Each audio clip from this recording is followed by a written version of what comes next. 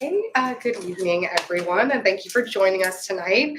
I'm pleased to introduce tonight's speakers. We have Alice K. Boatright and Heather Redmond. Alice K. Boatright is the author of the award-winning Ellie Under an English Heaven, Is This, and In the Life Ever After.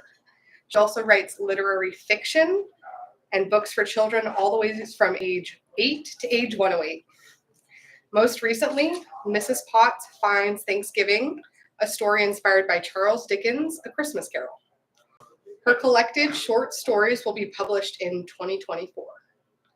Alice is a member of PEN America, convener of the North America chapter of the UK Crime Writers Association, and a past president of the Puget Sound chapter of Sisters in Crime. Heather Redmond is the author of the Mary Shelley Mysteries, the Dickens of a Crime series, and the Journaling Mysteries, as well as historical and contemporary romances written under the name Heather Keystan. Through her last British known ancestor departed London in the late 1920s, she is a committed Anglophile, Dickens devotee, and lover of all things 19th century. She has lived in Illinois, California, and Texas, and now resides in a small town in Washington State with her husband and son. She is also the president emeritus of the Columbia River chapters of Sisters in Crime. Death and Sisters is her latest novel. Without further ado, I'll turn it over to our authors.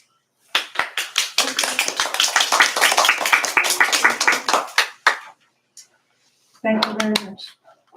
This is wonderful to see you all here on such a rainy night. We are here to celebrate the launch of Heather Redmond's new series, The Mary Shelley Mysteries. But I would like to start, I know some of you know Heather, but not all of you, and so I thought we could start by hearing about her journey as a writer. Because she actually began as a mystery writer and segued into writing and publishing more than a dozen romances. Then in 2018, she moved on to historical mysteries with the Dickens of a Crime series. And that was her first foray into using a real-life literary figure as a sleuth. So I'm particularly interested in how she developed this original idea, and we'll be hearing more about what she's done with that in the next phase, too. Heather, over to you. So this is a Seattle story. I wrote my first story when I was 7, probably at Assumption up on the hill over there, because I grew up here in Seattle. And I majored in English here at the University of Washington. This is the first time I've spoken at this bookstore, so it's very exciting to come to where I was doing inventory in the summer back in the 80s. I first had access to the Dickens world from my parents. They had their books on the shelves, so I was first seeing, I think, a child's version of Pickwick Papers when I was about 10. And then my father gave me a torn-up copy of Oliver Twist when I was 16.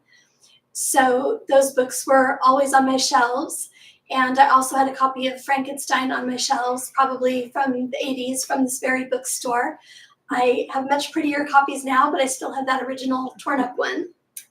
And we pretty much just wrote short stories and poetry in the program I was in, the creative writing program here.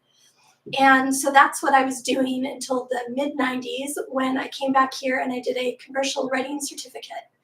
And I started writing romance at that point. And about 10 years later, didn't have any sales, but I went to Mexico on vacation with one person that's in the audience tonight and some other people. And I came up with an idea for a contemporary mystery set in Mexico. And it was called The Burrow. And the Sisters in Crime organization purchased it for a print anthology. Back in the day, we did everything in print, even little short stories. Nowadays, it's a big deal to get a short story in print because it's mostly electronic. And sometimes a publisher has nothing but a blog these days. So then my next short story came to me in a dream. It was a 19th century British royal romance. So that was my second print anthology story. And after that, I stuck with romance for many years. And I eventually went to Kensington Books. I published a series called The Red Cakes, which were set in London. They were a tiny little bit steampunk because another person in the audience and I were playing with steampunk at that time. It was popular, if not in the literary canon, in other places in the world of creativity. And then my editor at Kensington decided he wanted to publish mysteries, not romance. So he changed publishers. And if you're a writer, you know that you try to follow your editor anywhere you can because your editor buys you and believes in you rather than the publisher. So I came up very quickly with 3 ideas to try to sell him. And I had just written a romance called The Princess Dilemma with a Dickens-loving hero. He was reading Pickwick Papers and Oliver Twist during the timeline of the story, which was the late 1830s. So one of my quick ideas was Charles Dickens as an amateur sleuth. Why not? Jane Austen had been an amateur sleuth in a very long-running series by Stephanie Barron, so I knew it could be done. And that is the idea he picked. And so we proceeded to do a sort of gritty 30-something Dickens idea. And the publisher didn't like it, but the next thing you knew, my current publisher, who I was afraid didn't believe in me, picked it up. So it became a fun young Dickens, age 22, and it became his love story. But that was the series, and we have all those books here tonight. They're over on the bookshelf back there. And so then the world got kind of gothic. We obviously experienced the pandemic, and the TV show Wednesday came on to Netflix, and they were referencing Mary Shelley, and it was a whole gothic kind of vibe. So my editor and I thought, well, why don't we do a Mary Shelley series? I had done the research just before the pandemic, summer of 2019, I think. I was going back to my old college poetry textbooks. I had a whole thick book of Shelley and Keats, for instance.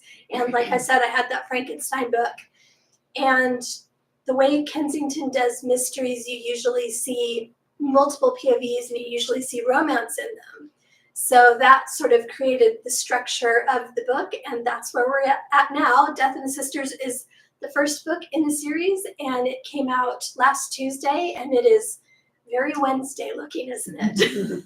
And as we were showing before the live cast started, this is the second book cover, which is also very gothic-y, but a prettier color.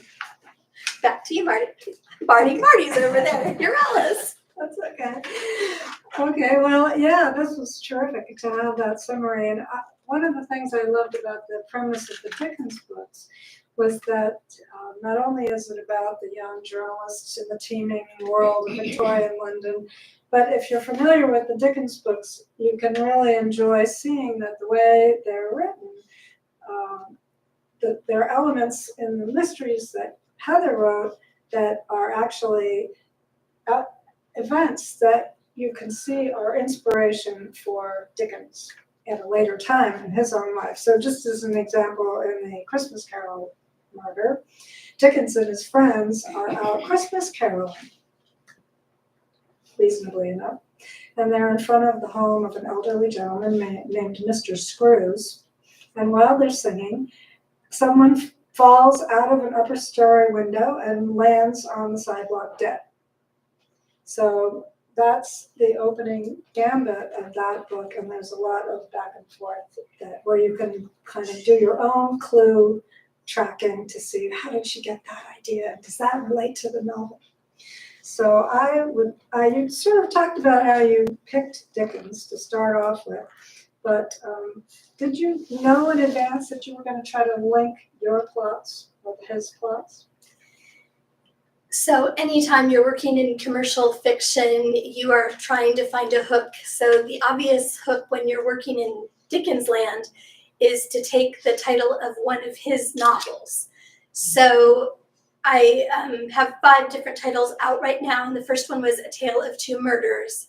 So being the sort of person I am, I want to go back and tie my idea into the title. So obviously the inspiration was coming from A Tale of Two Cities.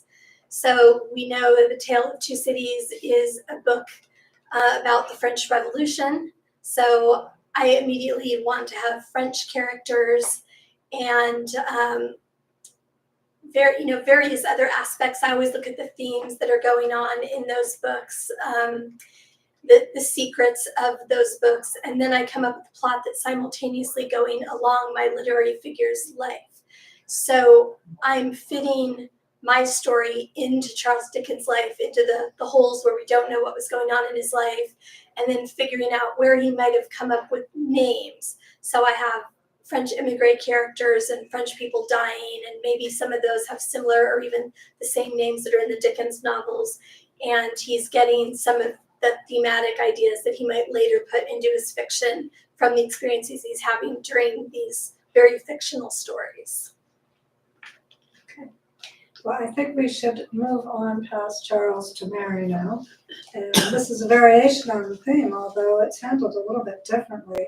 In Mary Shelley's story, if you are not familiar with it, you will find out it's a lot more wild than Charles Dickens' life, which was sort of rags to fame and riches, the end. But Mary's story was very different. So you did touch a little bit on how you decided to write about Mary, but she's surely one of the most famous 19th century women writers, and by far the one with the most spicy family background and scandalous life. Yes, Mary Shelley was a great scandal in her time, and such a great scandal that her own family disowned her for years. And I came to her, though, from a different point, which was girl who wants to write. So Mary Shelley herself was a daughter of fame, and both of her parents were professional writers. So she came to an education that was unusual for a woman in her era. She was born in 1797, so she was a Regency England girl. But her family had 5 different children in it. None of them were fully, or in some cases at all, related to each other. So her father, William Godwin, who was a huge celebrity in the French Revolutionary era, was married twice, and he ended up with his stepchild from his first marriage, 2 stepchildren from his second marriage, and then 2 children of his own that were half siblings.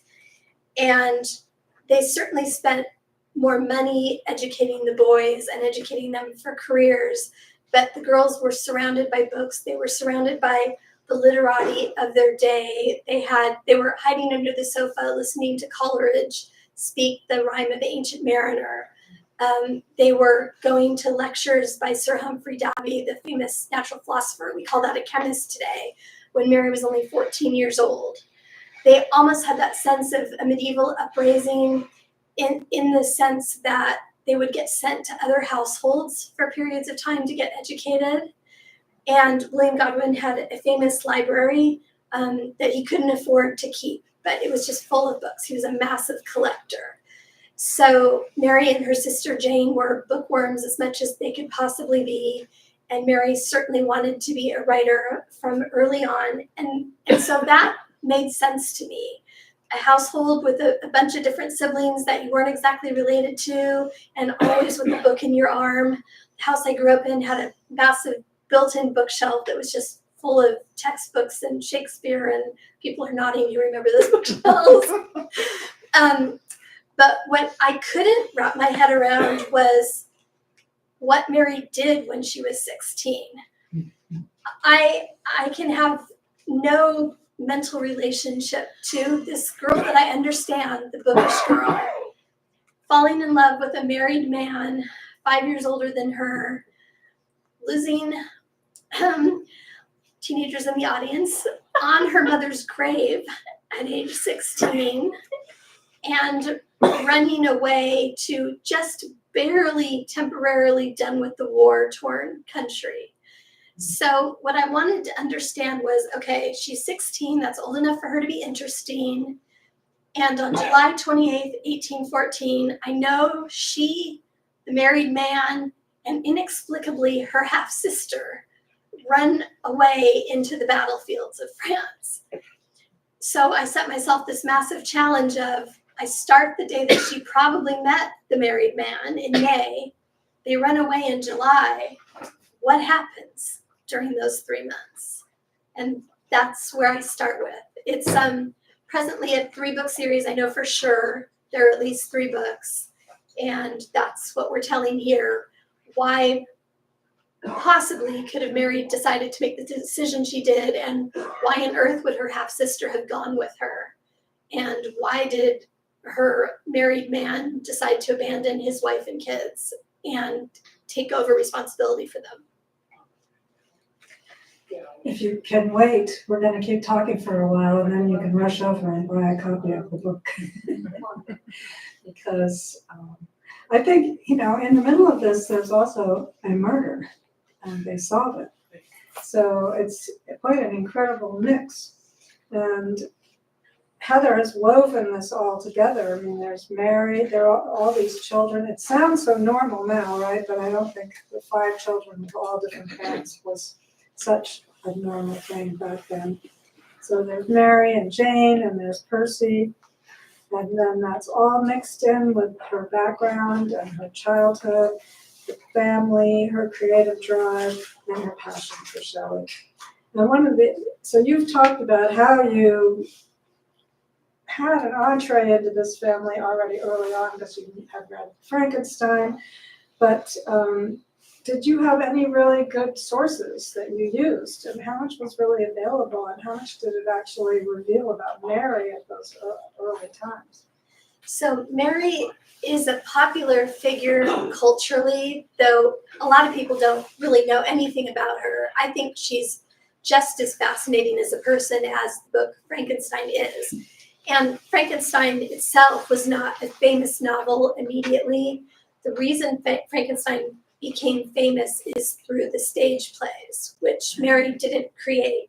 So Frankenstein, which is really, of course, Frankenstein's monster, became this huge character, and early cinema picked up the Frankenstein idea and told that story in various ways over and over again. I think our age group here probably knows the Kenneth Branagh version the best, but there's versions going way back to the beginning of cinema.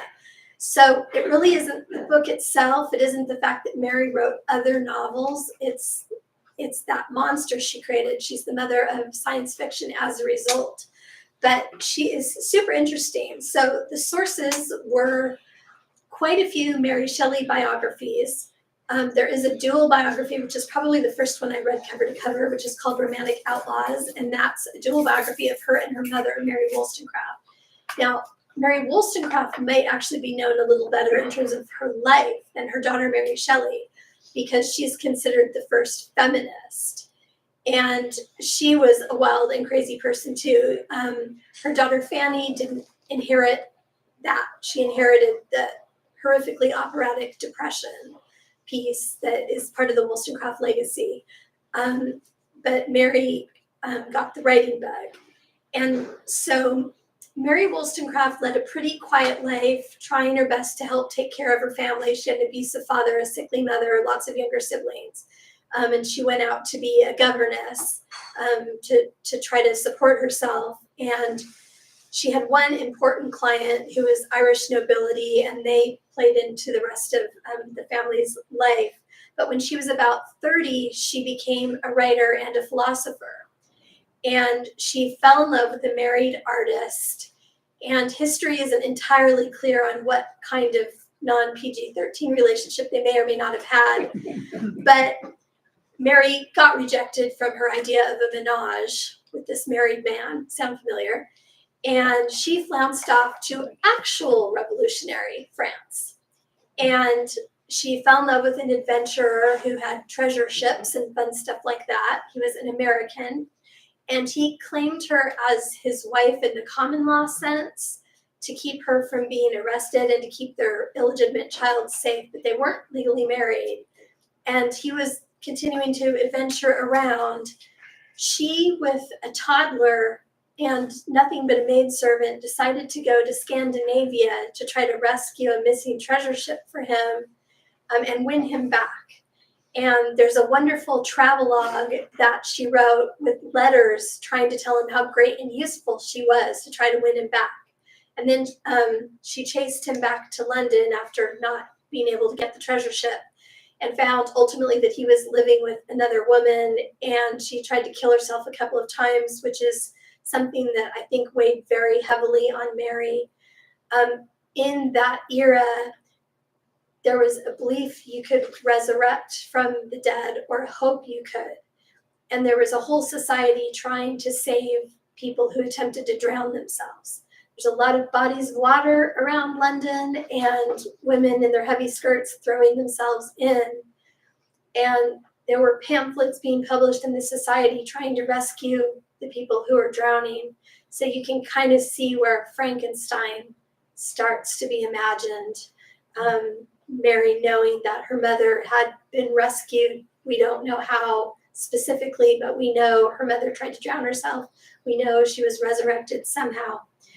So she was a very dramatic, harsh type of personality.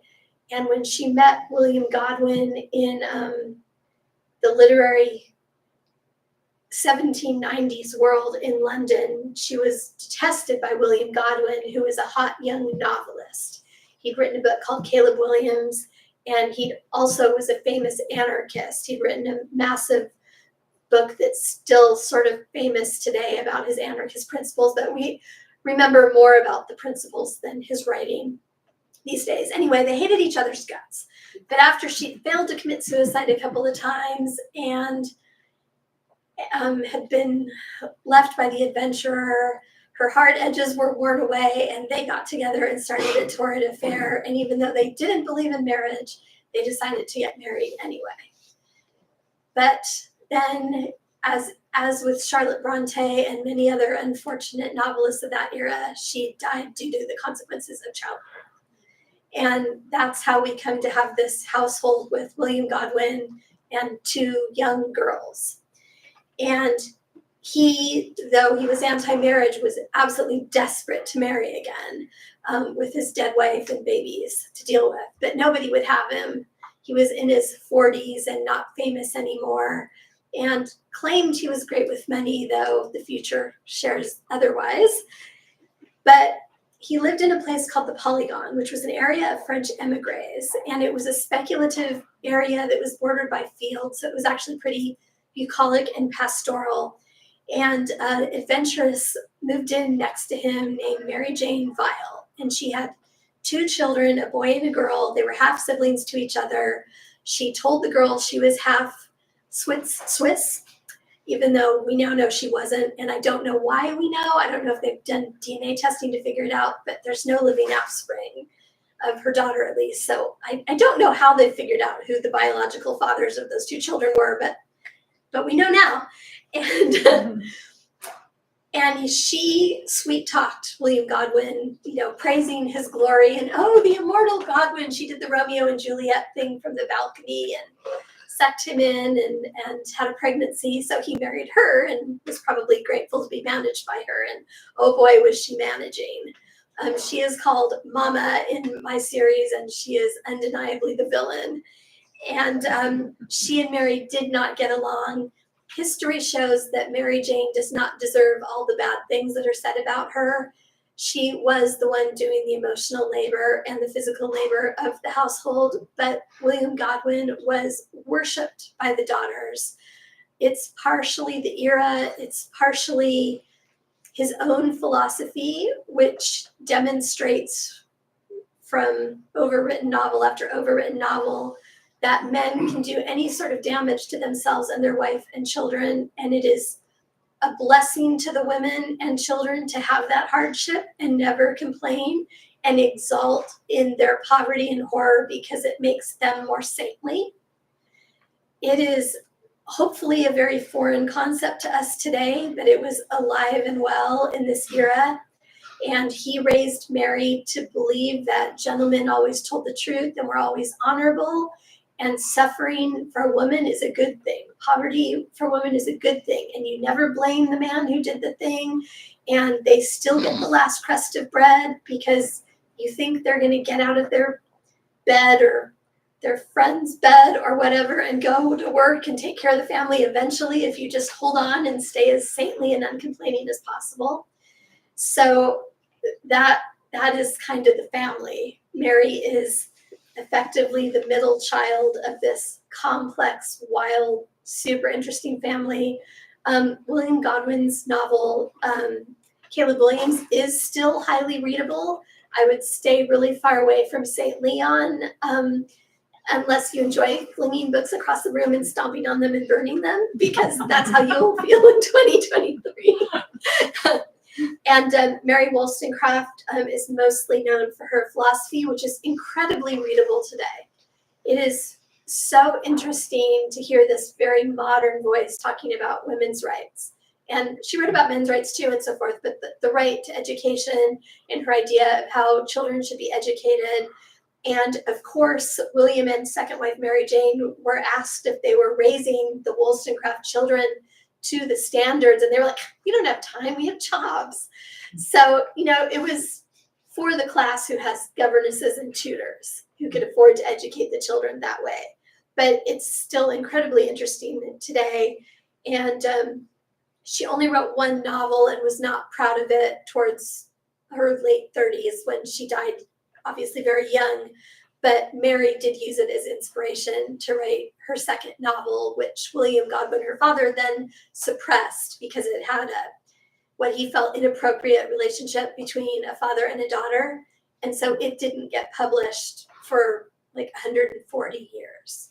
So, like earlier generations were growing up, not ever even seeing all of Mary Shelley's novels in existence. But the really cool thing is just now they're getting republished in print. And of course they are available in ebook. So you can go back and access all of Mary's, or at least a lot of Mary's novels now, which is really interesting to me. Fantastic. I think she wrote 8 novels. She wrote novels and novellas, but she mostly wrote nonfiction in reality because that was how she made a living. It was possible to make a living back then on nonfiction. I think a lot of us fiction writers understand that. Okay, well, you might be wondering why the book is called Death and the Sisters. And that is because, and Heather has alluded to this, that Mary had a very intertwined relationship with her half-stepsister, Jane Clairmont, who was also known as Claire Clairmont. And they were both 16 at the same time. So added into the mix of this very lively demographic family, there were 2 16-year-old girls, both with a lot of spirit. And in the novel, in the mystery, Heather alternates between the points of view of Jane and Mary. So my next question is if you would talk about that and why you made that decision, and is that something you're going to continue in the future books? Mary and Jane, like Alice said, were 16, but Mary was 6 months older, and that made all the difference in the world. Mary had spent 2 years in Scotland leading up to this event. She was living with another family. There were men and youthful men, teenage boys around. So she was already getting suitors, proposals of marriage. Jane was in school in the London area, taking singing lessons, much less mature, no suitors, no boys around. And there's interesting waving going on around me.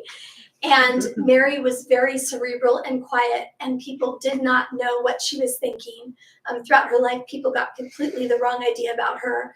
Like, they didn't think she cared when her husband was drowned at age 29 because she was so stoic.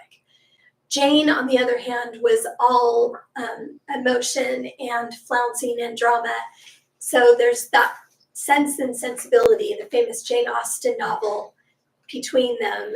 And so the reason I put in both points of view is because Jane is first person and drama and action and making dumb decisions and not thinking about it and having secrets. And Mary is in third person. We're a little more removed. We can hear what she's thinking, but she's more the kind of sleuth who would sit in a chair with her quill and figure it out on paper than she would be running around London. And we'll get into the life experience of women in 1814 a little later. But that's really why I did both, because they're so different, and I felt like they would do different things.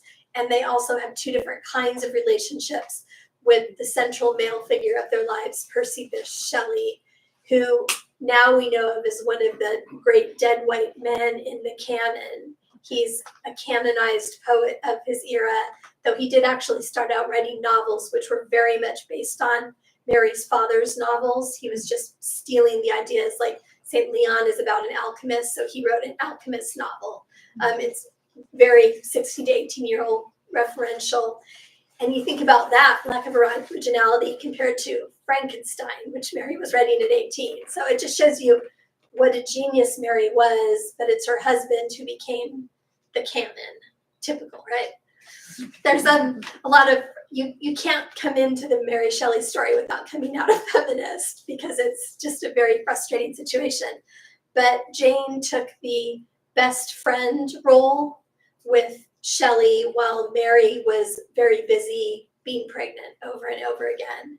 And you find this issue of surplus sisters over and over and again in the 19th century because so many men were killed off. There weren't enough men to go around for the women. So you find this in Dickens, where Dickens didn't just take his wife, Catherine, he took her sister, Mary, and also his brother, Fred, into his household. And Mary and Percy took Jane into theirs. So it seems unusual now, but back then that was not unexceptional at all. But there was always a risk of the sister, either the legend or the reality, becoming kind of the concubine figure. And so you find stories that Charles Dickens' true love was his long dead sister-in-law, and whether or not Percy Shelley was with Jane.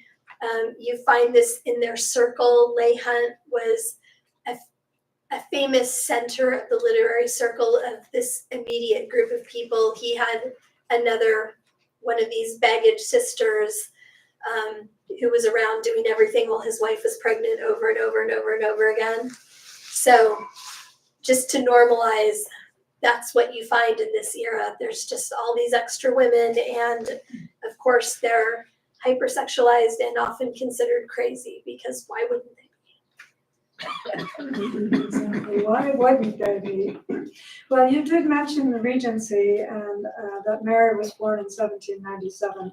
So maybe you could just take us a little bit into, like, what does that exactly mean? I know, the Regency romance is certainly a whole genre in itself, but what was that era, and how was it different from what went before and what came after? Was there like an opening and a closing socially? In a couple different ways. So the historical Regency is the period from 1811 to 1820, when George III, who famously lost the colonies, went mad again for a really long period of time toward the end of his life. And his son, commonly known as Prinny in Regency romances, became the king in fact, if not in name, until his father died and he took the throne. The literary Regency is more like 1780 to 1840. It's more of like a 16-year period, encompassing a lot of George III's reign and up until Queen Victoria took the throne and ushered in a whole different kind of morality.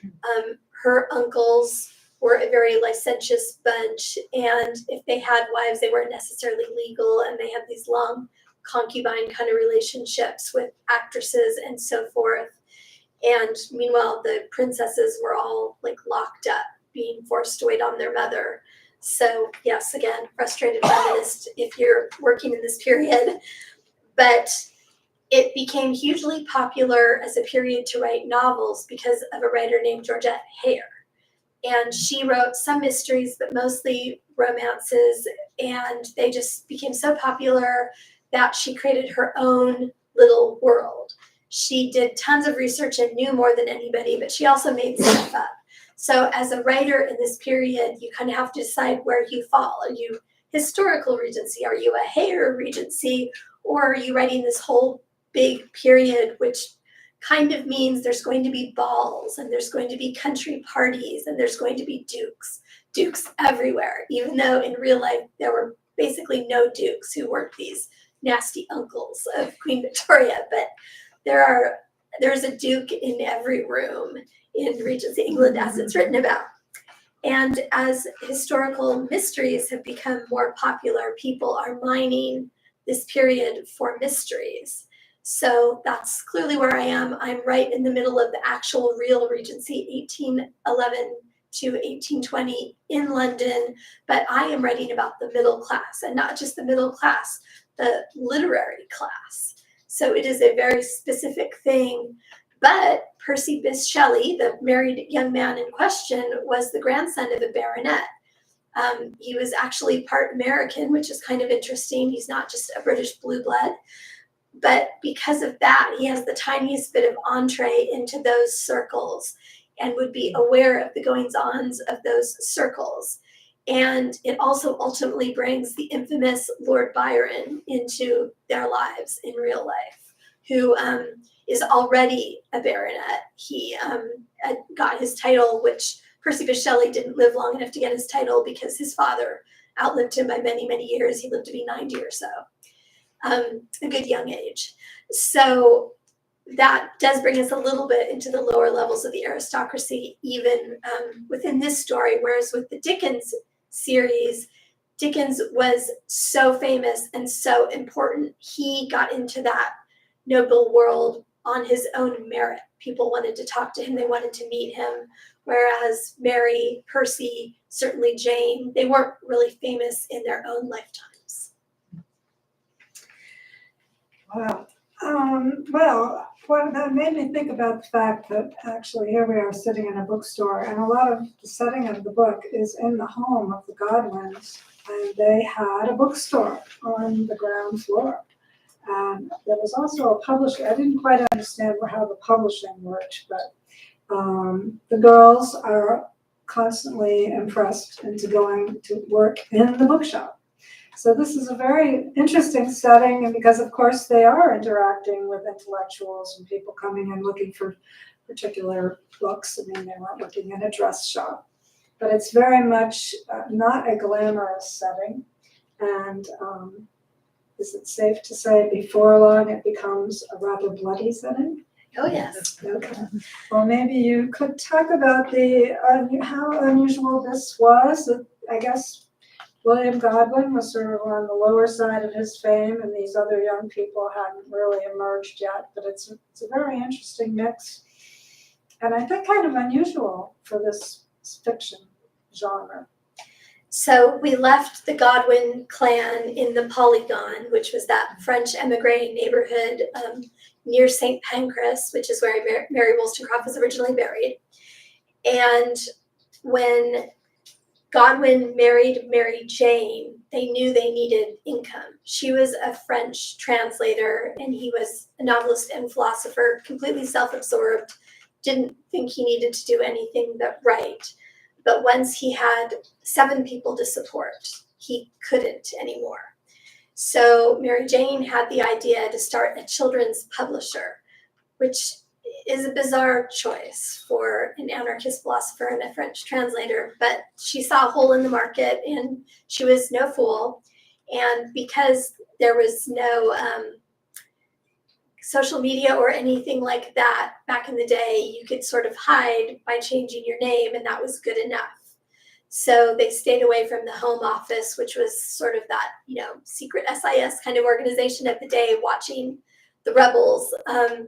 And he wrote books under an assumed name for children, and the business was owned by her, not him. And she used all kinds of different names through her life. And they obviously knew all these intellectuals, so they had the intellectuals write books, and some of them sold really well. Godwin wrote a version of Aesop's Fables, which sold really well. And there were, other books along that vein, so the educational books for children of that day. And they had a bookshop in an okay area of town for a while, but then they needed to expand. So they found a 5-story building on Skinner Street. It's at the bottom of a hill. It's near Smithfield Market, which was the animal slaughterhouses of the day. It's another block or so away from one of the worst slums of that time period. And it's across the street from Newgate Prison. There's hangings taking place just out of sight down the street. There's another prison behind them. It's near St. Sepulchre, which is still there today, and on the Holborn Viaduct today. Snow Hill is still there.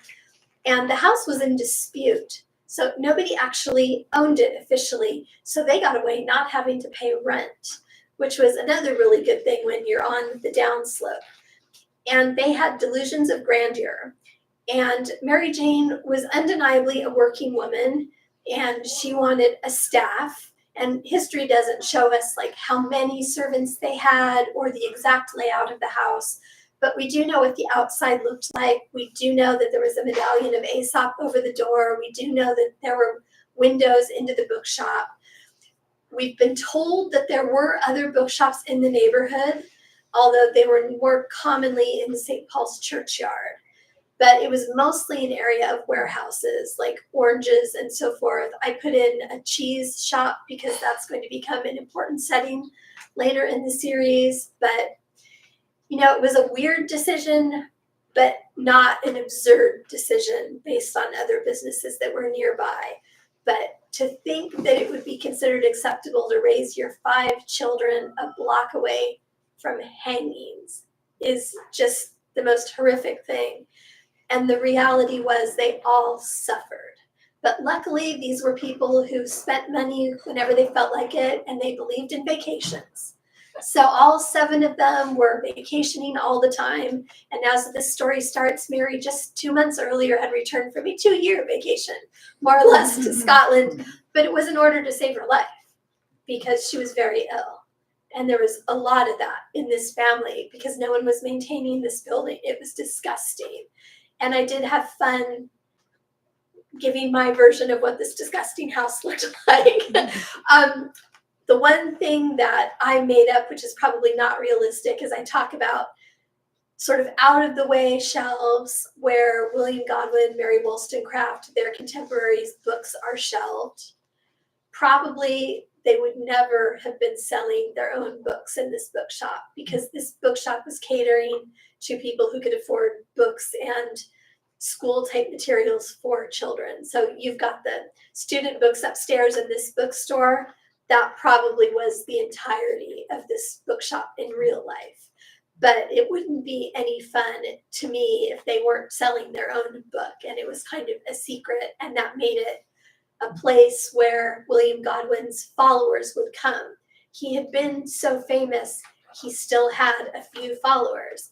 One of them wrote him a letter saying, "I thought you were dead, but now that I know you're not dead, I pledge my life to supporting you in your old age."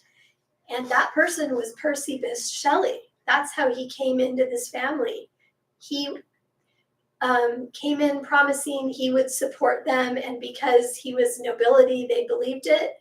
And William Godwin's anarchist philosophy said that if somebody has money and you need it, it's yours. He didn't think like most of us think these days. He was not a socialist, he was an anarchist, but that was certainly the type of mentality he had. So no matter what bad thing happened, he kept after Percy Bysshe Shelley for Shelley's theoretical money, which didn't yet exist, for the rest of his life. So that's why there were a few young men coming through here. Wow. So he thought Percy was going to support him even after the girls ran off with him? And the story became that Godwin had sold his daughters for the money, which made it even worse. The situation got so bad that some of the women in this circle ended up dead. This is a really tragic story as you scope out a couple of years. I'm breathless. So in the middle of all this, you've created a murder. And a murder to be solved by these 2 teenage girls and the man that they were both in love with. So it's a pretty frothy mix. But how did you come to decide who was going to get murdered and how, and bring these stories all together as a murder mystery. So, as I've often said, I originally pitched the Charles Dickens series as Leonardo DiCaprio right before Titanic came out. So Charles Dickens was about to become a celebrity, but at that moment he was the handsome, charismatic young man about to do great things. I pitched the Mary Shelley series as the Rolling Stones and their women, so the sex, drugs, and rock and roll kind of mentality.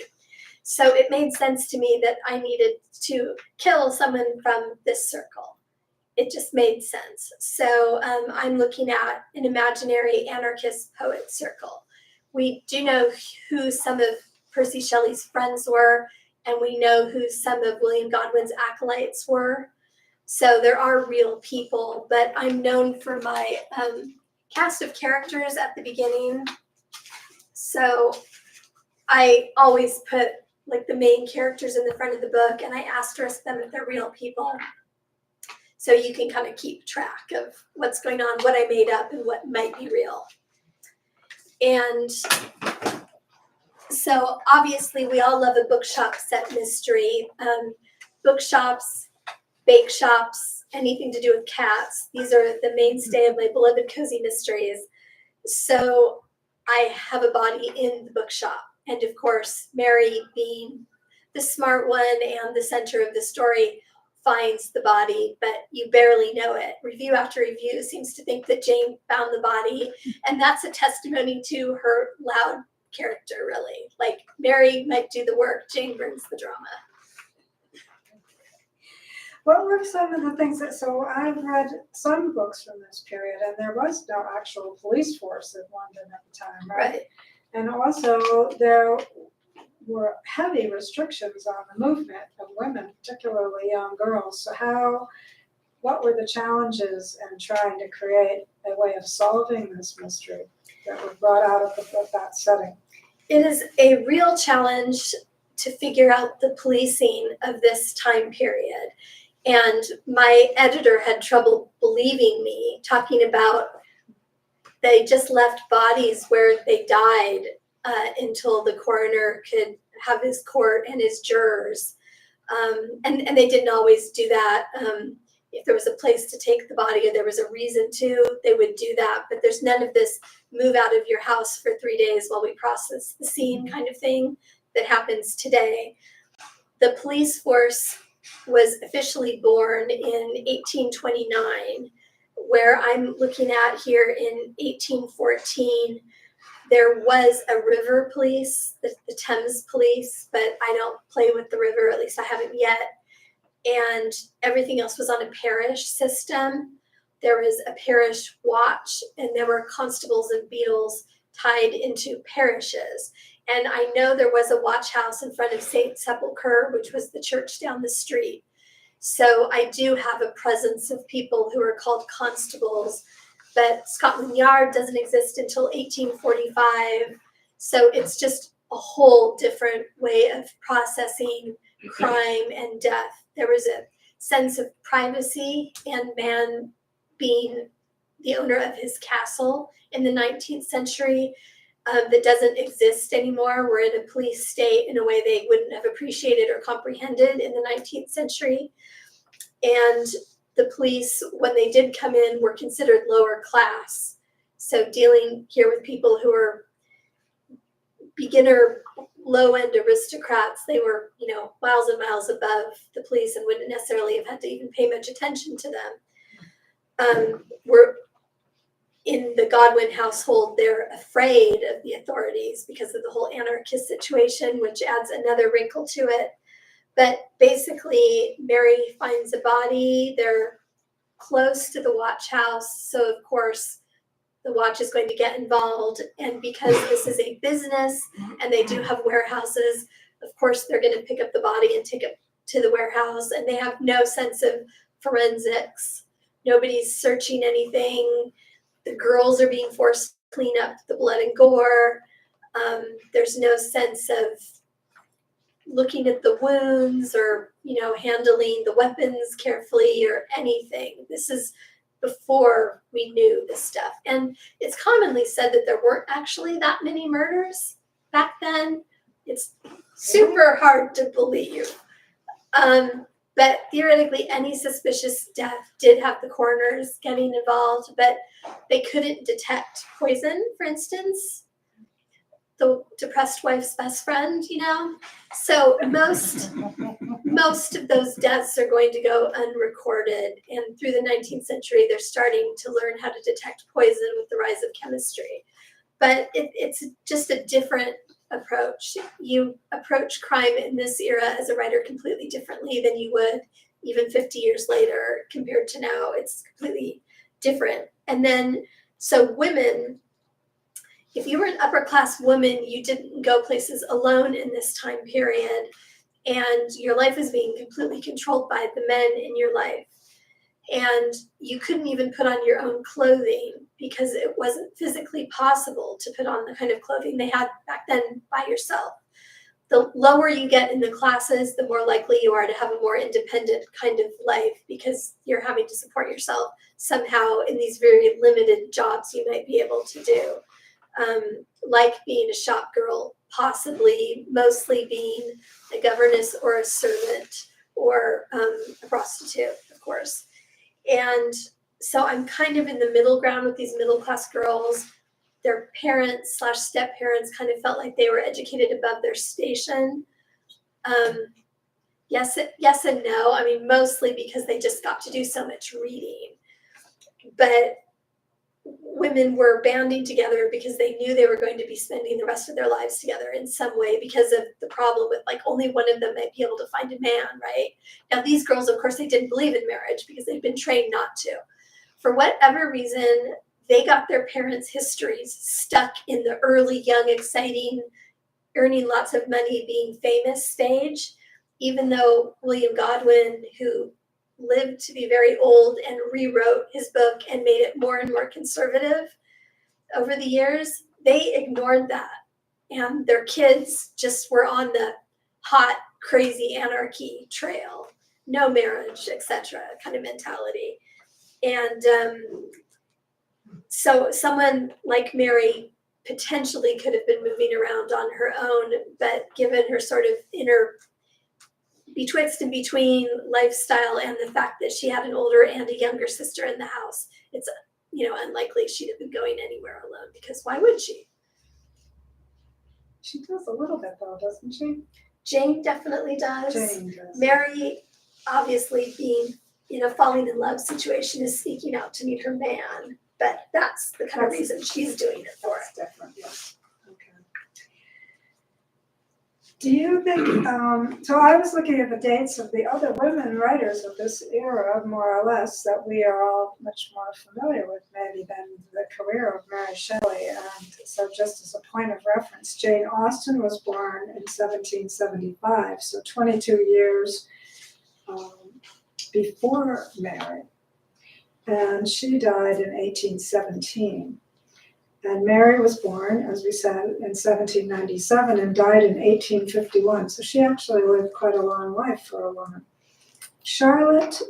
Bronte was born in 1816 and Emily was born in 1818. And George Eliot was born in 1819.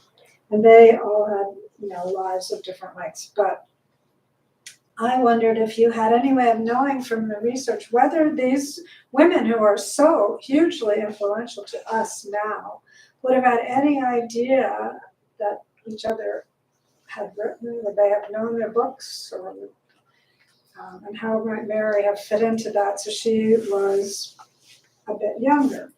But because her career was so precocious, she was out the gate before some of the other ones. So I did research this and then promptly forgot everything I'd researched. The one question with Jane Austen and Mary Shelley is that we know that Mary Shelley, when she was Mary Godwin, was in Bath at the end of Jane Austen's life. So the question was, did they know each other? And as far as we know, no. Mary Shelley did, however, know Dickens, though that's out of the scope of your question. So they overlapped in real life. Charlotte Bronte, of course, she was living most of her life in Yorkshire, so she wasn't generally exposed to the literary circle so much. and George Eliot was doing her thing later on, and I know there was something interesting about her, and I can't remember what it was.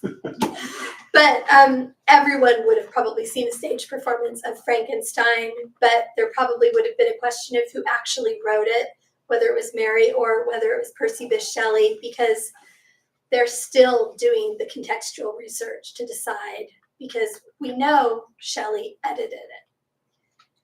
It's currently in our more enlightened era believed that Shelley edited and maybe is credited for like 20% of it as an editor, a good, strong editor. But it is obvious, because the copies are still extant, that she didn't take every suggestion he made. So it wasn't like he took it over and wrote the final draft. It was a collaborative editing process. And I wish I remembered the important thing about George Eliot. Go look her up on Wikipedia. Well, I did a little bit of research. I was kind of wondering, because Mary was only 18 years old when she wrote Frankenstein. And I believe the first edition came out like the next year. And in 1820, when she was only about 21, the next edition came out, had her name on it. And that was one of the things that struck me, because of course Charlotte and Emily wrote under men's names. Mary Ann Evans wrote as George Eliot her whole life, partly to hide her dicey marriage. And Jane, of course, was a lady. And that was probably the point I was going to make with George Eliot, that she mimicked the lifestyles of that one generation earlier, with the living in sin kind of thing. But kind of more conservatively than Mary, I think. So Mary, at 16, and Jane, her stepsister, run off with 21-year-old Percy Bysshe Shelley. I think that's pretty exciting, especially for the early 19th century. But what you did say her family disowned her, and she was not highly thought of during her own lifetime. One of the things I was really surprised to read was she wrote a dystopian novel. Not only did she become the mother of science fiction, she wrote a dystopian novel set in the 21st century. But that and it's about a plague. So this woman was something else. And then she quit writing novels because they didn't pay enough. You've Which heard that is story sad. before, too. Yeah. But could you tell us about, like, what's going to happen? We've seen the cover of the next book, but it's only like 3 months before they flee to Europe. So is the next book set in Europe or in Switzerland or France? No, so the first 3 books in the series are leading up to July 28th, when Mary Shelley and Jane run away together. So I was building the story of why they could do this crazy thing. I'm explaining, hopefully in an interesting way, all this crazy story of their family to understand why they would have ever had an idea this crazy in the first place, and why they didn't see anything wrong with it.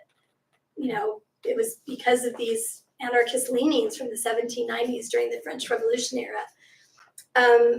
So we will end book 3 with them being on the boat to France. And the drama did not end there. Mary Jane, the mother, was hot on their heels trying to save the girls from ruin. Mary could not be saved. She was already pregnant with Mary Shelley's child. But Jane was still savable. Percy Bysshe Shelley, though, was such a charismatic son of a gun that he talked Jane out of saving herself and going home. Jane stayed with them and got ruined as well. And Godwin continued to try to get the money away from Percy Bysshe Shelley. Now, the whole financial situation was Percy Bysshe Shelley was trying to get something called post-obit loans, which is gimme, gimme, gimme, and when I'm dead, you can take the money out of my estate. He was trying to get £2,500 from these unscrupulous loan sharks, and he was going to give it all to Godwin. And then one day he said to Godwin, I'm in love with your 16-year-old daughter. She is mine, and I'm taking half that money to live on with your daughter. And Godwin tried to stop them, but Jane, being wild and boisterous, became the secret letter carrier between them. And when she got caught, the porter for the bookshop continued to make letters back and forth. And so they still managed to escape.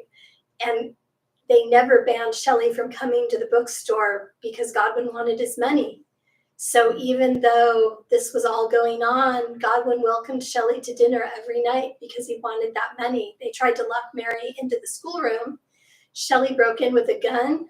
He threatened to kill himself. He asked Mary to kill herself with opiates. She calmed him down. A couple days later, he OD'd in his rooms. Mary Jane, the mom, went to his rooms and took care of him after his OD. They were so desperate for that money, they could not quit this young man.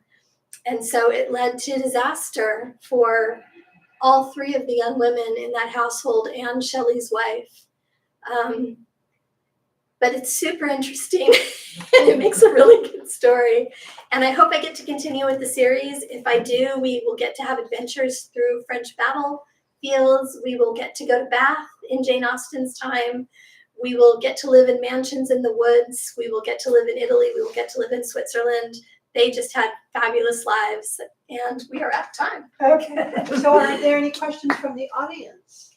Yes. Anyone care to ask a question? When are you gonna write a science fiction story? When am I? Been there, done that. I was thinking, it's my partial science fiction. Well, the Last Man is an interesting, it's also one of Mary's many times of writing a Percy Shelley and Lord Byron character. She kind of has Percy and Lord Byron talking to each other in this book. They're the main characters. So even when it's sci-fi, she's still obsessed with these men and writing about them. In case you thought Jane was just an also ran, she did have a child by Lord Byron. So she wasn't just doing the dishes. Any other questions? Yes. So what was the scandalous book that was held back by her dad? It was a book where the daughter was so obsessed with her father that she would rather die when he died than stay alive. And people reading the book with dirty minds read incest into that, even though it's clearly stated that it wasn't incestuous. So Godwin just, tossed it in a drawer and didn't publish it. She was living, I believe, in Italy at the time, so she wasn't in control of her own publishing at that point. And it was only her second book. The sophomore book, as I was told, Yeah. is always difficult. Sometimes it takes 100 years. Any other questions? You should know also that Frankenstein has been in print for 205 years. So this woman had some staying power, but she didn't quite stand up in the canon next to the women who were better behaved. She was very suppressed in her lifetime because she had one child surviving at the point that Percy Bysshe Shelley drowned, and she wanted to keep him alive at all costs. She never married again. We know she had one flirtation, and that was it. So she spent the rest of her life with her child, arm in arm. He did survive. He did marry, though he never had children. And she wasn't allowed to do a lot of things because her father-in-law lived so long that by the time he died, she was ill with brain cancer and her career was effectively over. So she piecemealed out a lifetime with those few novels early on and a lot of nonfiction and a little stipend that he paid her to remain quiet. So she never received royalties directly. They always went through a man. Yeah, and the big money at that point was in reprints. I talk about them hoping that William Godwin's last few copies of his novels will sell because he's really good at getting a reprint deal. Their copyright wasn't as strong, and when you get into the Dickensian era, you see him being very loudly angry about it. We Americans were big book pirates back then. Nothing's changed. Any other questions? Did you say that Dickens and Mary were contemporary? He was born in 1812. She was born in 1797. Oh, well, there you go. There's your next series. She was about to run off with Percy when he was in diapers. And in a different town anyway. Yeah, but they can go to Mars in the sci-fi sequel. Well, if there aren't any more questions, there are copies of Death and Sisters, and there are also copies of the Dickens books. Yes, all 5 of the Dickens books are back there. So, Feel free to pick up a bookmark, and Alice has books as well. She writes a wonderful series set in England with an American professor who marries a widowed vicar, and they live in a small town in England. The 3rd book is out in about 2 months. And she also writes all kinds of other books, including a Christmas Carol retelling set in America. that's right.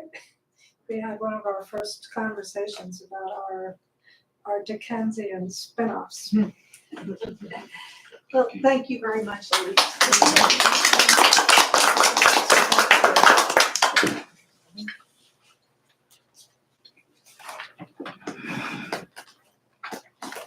And we're done, so you're free to talk as you